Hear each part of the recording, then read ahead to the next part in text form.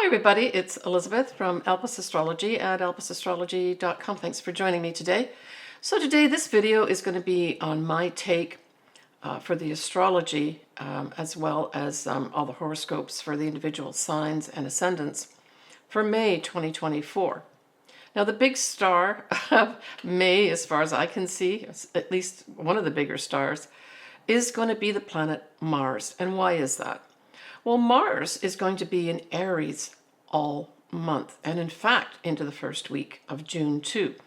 So this really suggests that there may be some really big activations and movement forward as a result of Mars during the month of May, activating not only the eclipse point at 19 degrees of Aries that we had in April, but also the other planets as well as Chiron. So we have that Mercury retrograde that's going to be, going forward, but the fact that Mars will be conjuncting that, and then Mars will also conjunct the Venus points that happened also in the month of April.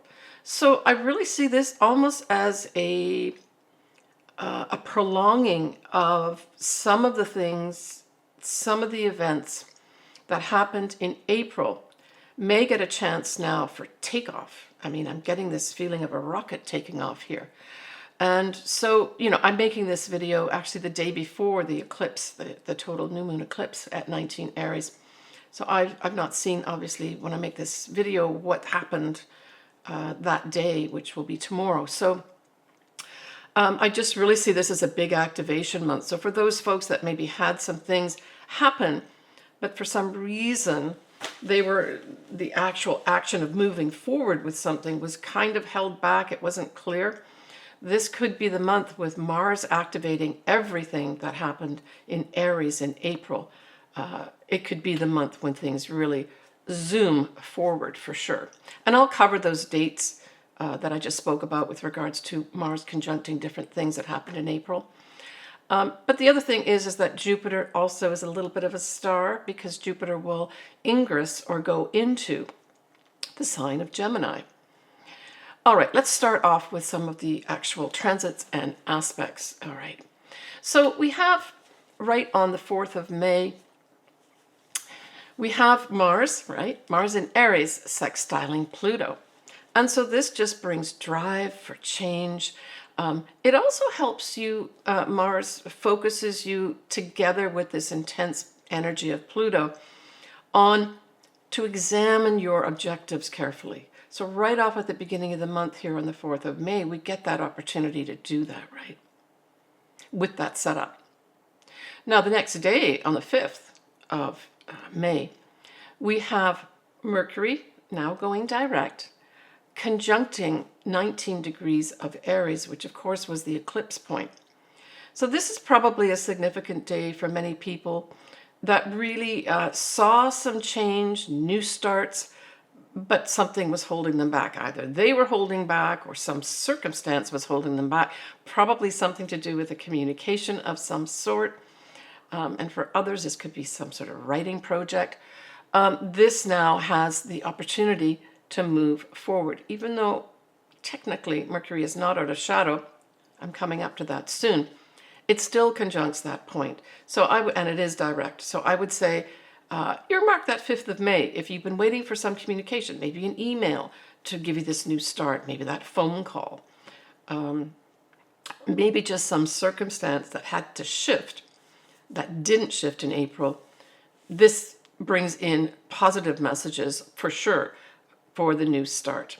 And I see this as a visual of, runners at the starting line and then that gun going off to say start, right?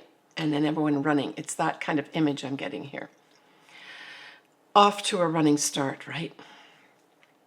Now, the first lunation we have is going to be a new moon in Taurus, and that's going to be at 18 Taurus and 2 minutes. It'll be on the 7th of May at 8:22 p.m. Pacific Daylight Time. And it does have it's at 18 degrees, it has a wide conjunction with Uranus and Jupiter to some extent, but it's still a number of degrees away from that. But both those planets, Jupiter as well as Uranus, are also in Taurus. And they're accompanied by Venus at 10 degrees of Taurus. So Venus does not conjunct this moon, but it's in the sign, and Venus is in its home sign, right, of Taurus. So it's a very positive new moon here, and I would say especially for Taurians, this could be also another new start for them with regards to whatever it is that they need to start new. So we're really looking at the degree point here of around 18 of Taurus. I sometimes take a degree or so on either side of the 18 degrees to have anything significant happen. But if you do have your birthday around this time, the 7th of May, that whole effect is going to be for your whole birthday year in terms of newness, right? But generally speaking, this is the Taurian new moon. So happy new moon birthday to all my Taurian clients as well as viewers. We have Mercury, which is direct, will be conjunct Chiron at 21 of Aries. And then the sun and the moon, because it's a new moon, we know the sun and the moon are together, will be sextiling Saturn. So this is, to me, a very lovely setup for opportunities to put either our spirituality in place, opportunities to change structure of some sort. And for some people, it may actually be, because Taurus can refer to, certainly, the master builder refers to, building structures, right? And so with that influence of Taurus here and Saturn favorably by sextile, some people may literally be building their homes, or metaphorically building a new home situation, right? And so I see this as a really positive new moon, generally speaking. With Mercury conjunct Chiron, there may be some news with regards to our health, positive news with regards to our health, that helps us make some kind of new start. Maybe we'll finally get some actual real research regarding maybe safety of the vaccines, or just general understanding of long-term effects of that whole COVID situation that we've had. So when we move now to the 12th, 13th of May, we have the sun in Taurus will be conjuncting that degree point that both Jupiter and Uranus conjuncted, right? So that's around 21, 22 degrees of Taurus in April, on the 20th of April. So the sun coming up in over these degree points is going to also, I would say, illuminate something for you with regards to freedom, change, that type of thing. And again, with Jupiter, of course, we always talk about, foreign people, foreign things. It's the law as well. But, when the sun brings that big illumination to that, there's going to be some better understanding of what was really going on, or what really happened, right? And the sun also can represent a male figure. And so if we take this out to the collective, there may be some really big spotlight put on a male figure that we can take back to around the 20th or 21st of April of some big event that happened, right? But we could also say that for us individually, if you've got this set up, so we're looking at 21, 22 degrees of Taurus, just take care with regards to, putting yourself in situations where you could potentially have an accident, because this can make you accident prone as well. So just take care with what you're driving, anything that you're doing around your home or work. Don't take risks, that type of thing. But certainly this day is going to have, if you've got this degree point aspected for you, really wanting to seek change and freedom, right? And Jupiter on top of that, really saying and expanding that feeling. And then the sun on top, illuminating it. And that same day, on the 13th of May, we are also going to have Mercury coming out of shadow. It's the 13th, 14th of May, depending where you are. And so, yippee, we now have that whole Mercury effect of the shadow and the retrograde itself completely done and dusted, which is great. So this may also be, for some individuals, a day or days, 13th, 14th of May, where you get that final message or that final communications that say you're approved, or the green light goes on and you get this communication saying, hey, we want to start now. Let's go ahead with this. It can also be for others writing projects, Mercury can represent that as well. And also Mercury represents sales and commerce as well. So all these areas may successfully start moving forward here. When we look at the 17th and 18th, we have Venus now is going to be conjunct Jupiter, Uranus in Taurus at 21, 22 degrees of Taurus. And so here's another activation of what? An initial event that happened on the 20th of April. Now, I would say that Venus here is going to bring a spotlight potentially to finances. I'm getting that more. Now, in the US, it might be that the Fed, there's some rumblings with the Fed. My understanding is that's probably more likely in June, but there may be something that comes up at this time that's a surprise with regards to monies. Now I'm talking about a collective level.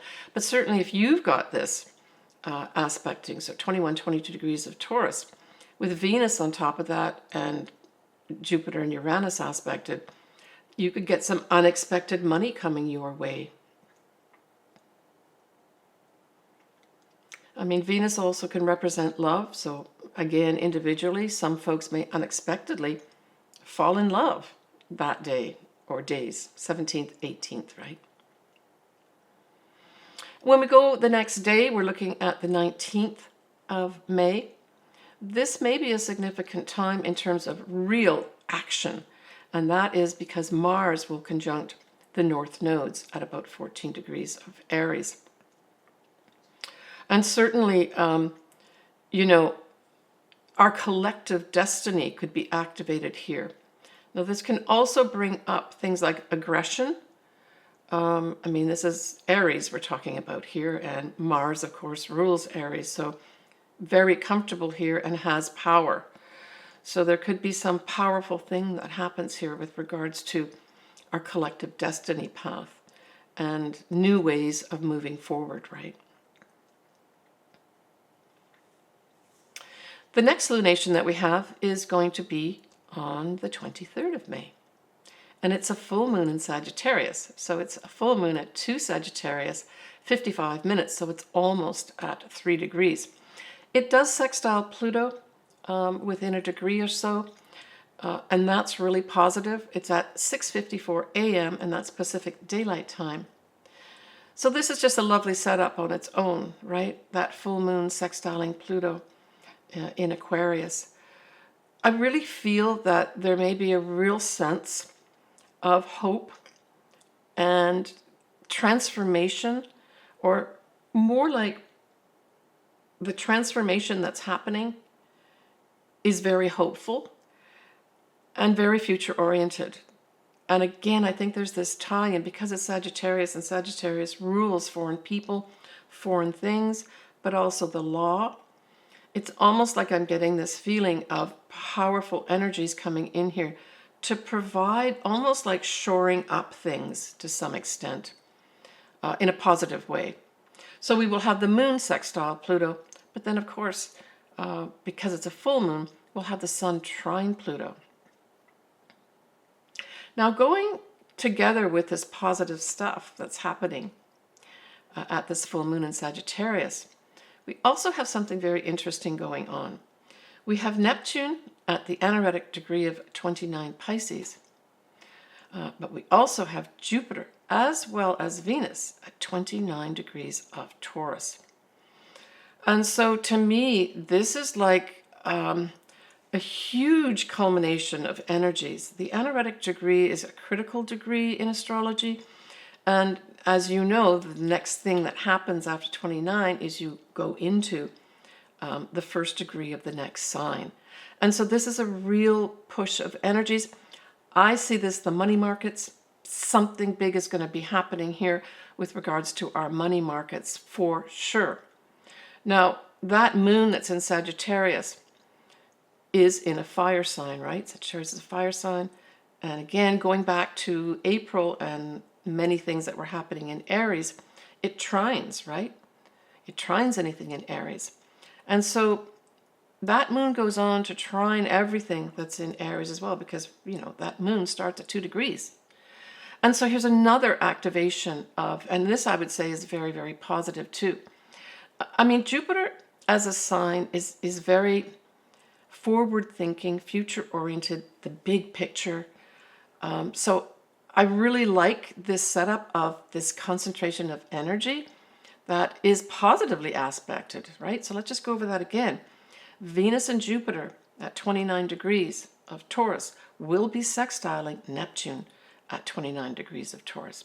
Now, for sure, Jupiter can expand and grow anything to do with Venus.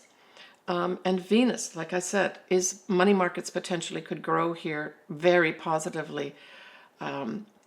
We could also have individually people falling in love or having the opportunity to fall in love.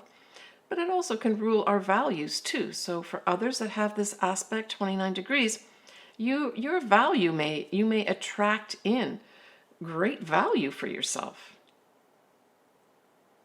Now, the other thing about Neptune is it can rule, you know, the waters. It also can rule, you know, the ethers and vapors, that sort of thing. Drugs, alcohol as well. So something like this could also, you know, be brought up, especially if we look at, you know, the day after this full moon on the 24th, we will have that moon at 18 degrees of Sagittarius, square Saturn at 18 degrees of Pisces. So to me, this says that there may be some, on an individual level especially, some difficulties with things like water. Literally, water comes to a standstill for some reason. It also can bring an individual level, a foreign connection, people dealing with aspects of anything to do with that Pisces sort of realm of, you know, drugs, alcohol, that type of thing. But water could come into the picture here again too, and not in such a positive way. It's like maybe we're going to go back to something big happening in the Red Sea area again, because it's a Sagittarius moon and that's foreign people, foreign things, right? Yeah. So that's on the 24th. We've got that square of the moon moving forward in Sagittarius, squaring Saturn. On the 26th, now this is a date to mark on your calendar, we have Mars, still in Aries, conjunct that degree point of 19 degrees of Aries, where we had that total new moon eclipse in April. So this also will be, again, this activation of some sort, the potential to move forward with all those new things that you want to do, the potential to move forward with maybe a new version of yourself, where you take the reins and say, I'm going on this path now. I guess the only caution would be, you know, respect others around you, and, you know, you can be assertive about what you want, but take care, of course, of other people's opinions and feelings as well, right? Now, that same day on the 26th, we're going to have Jupiter now at 0 degrees of Gemini. I think that's awesome too. Venus will trine Pluto at 2 degrees, followed by Jupiter trining Pluto at 1 degree, right? Because we've got Pluto going retrograde. So I would say that that 26th is certainly a day to mark on your calendar for some shifts, some like real shifts. Okay, it's finally happened. All the preparation that I've done, all the things that I've set in place here are now going to move forward. Jupiter in Gemini, I did do a video on this. I'll put the link here below. But Jupiter in Gemini can certainly bring a big focus on expanding just communications on its own. Writing can expand. Jupiter also can rule the law. So I see it going into Gemini where the law working together with other people, that's also Gemini working with others, right? To publish or make known different things to do with the law. So we may have some big things that happen around the law at this time on a collective level too, where we hear a lot more about it and a lot more movement forward with it, right? And then the Venus trining Pluto, followed by Jupiter trining Pluto, is also awesome. Good news about money. Good news about foreign things, and Jupiter again can be the law too. And if this is something that aspects your chart, some folks may actually be getting the opportunity to publish some kind of writing project. In fact, there may be something, in the press about some significant tome of some sort that is published that's significant for us to read. That may come up here too, by the way. All right, the 29th and 30th of April, we have that Mercury will be conjunct Jupiter and Uranus at 21, 22 degrees. We already know what that means. That goes back to April too. So there may be some significant communication of some sort that comes through 29th, 30th of April. That's going to be very important for some kind of shakeup. Now, the shakeup could be happening again in our money systems, right? Because we're talking about this happening here in Taurus, right? Mercury conjunct Jupiter and Uranus and Taurus. So this could be news about that. If you've got this in your personal chart, this could just be good news that you've been waiting for that changes everything for you in a positive way. So we end on the 31st with Jupiter trining Pluto at 1 degree. And I see this really as a time period of wrapping up this month of May, where for some, you're going to have professional success, right? There may be some kind of communications to do with sales and commerce, and also taking calculated risks.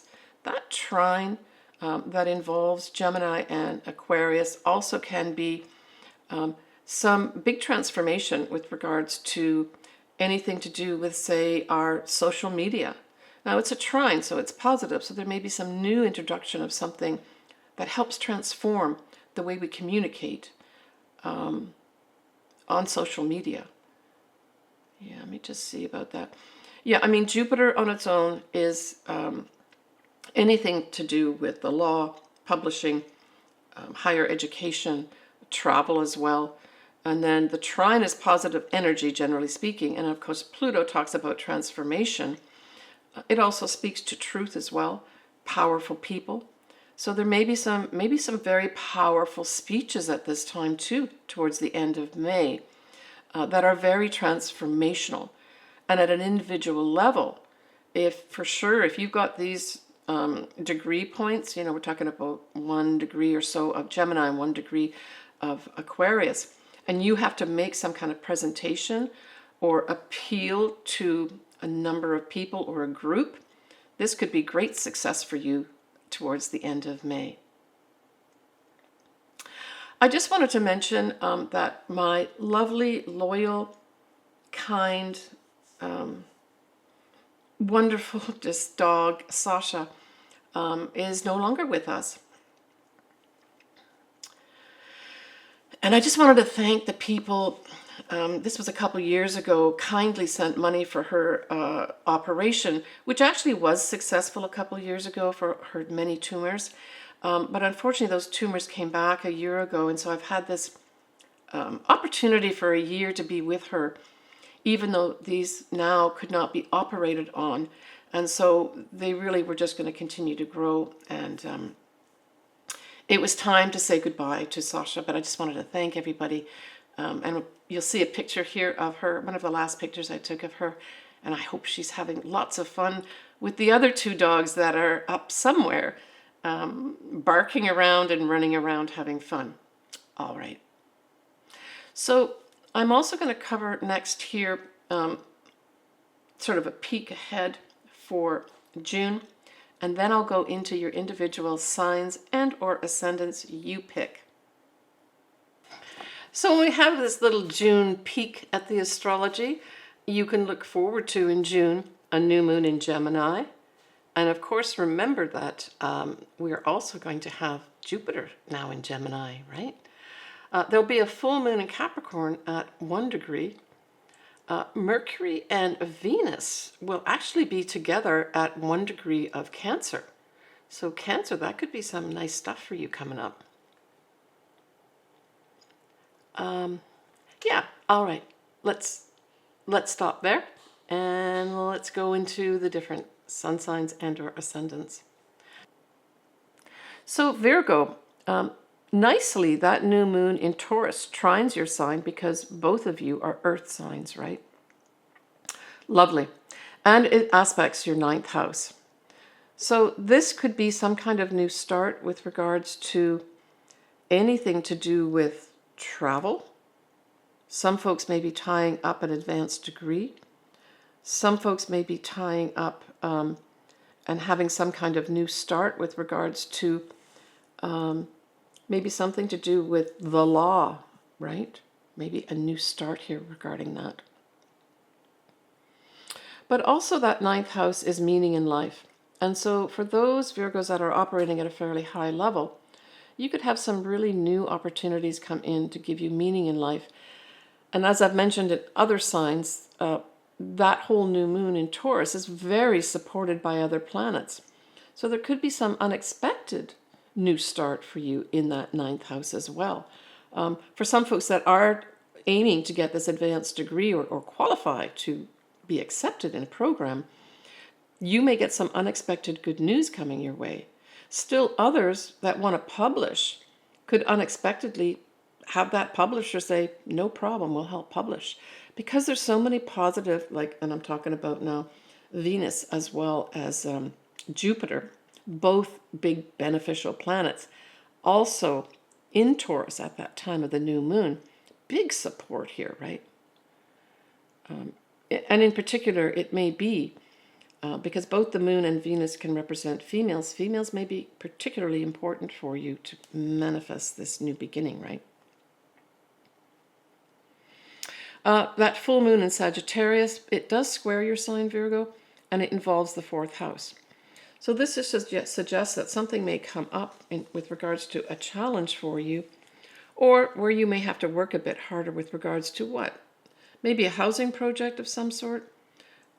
Maybe you could think ahead, Virgo, if you are, say, doing some kind of construction in your home or around your home and you need certain tools in that, and you're aiming to start this, you may want to take a look at the availability of those or the availability of people to help you do that, say new construction in your home. It can also have something to do with a home that you might want to purchase. Now it is a full moon, so it could be a wrap-up of it, but there's some attachment with this square where you might have to, there may be a condition that you've got to fulfill before you get that house either sold or you buy, right? But more than likely this is going to be something to do with your family or your mother, and it may be just something, Virgo, that you've got to handle.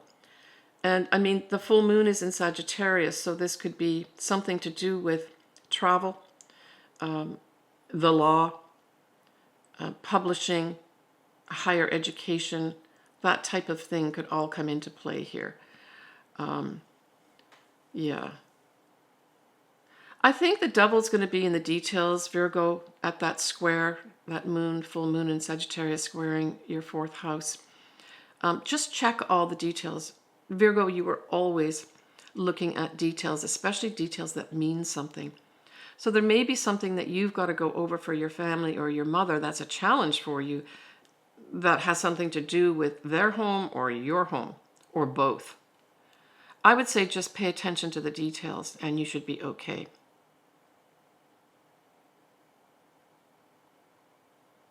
All right, Virgo, take care of yourself. All right, folks, so that's it for me for this month. As I mentioned, that whole Mars in Aries will be activating all the things that happened in Aries in April in a positive way, right? Initiating them forward with action and momentum.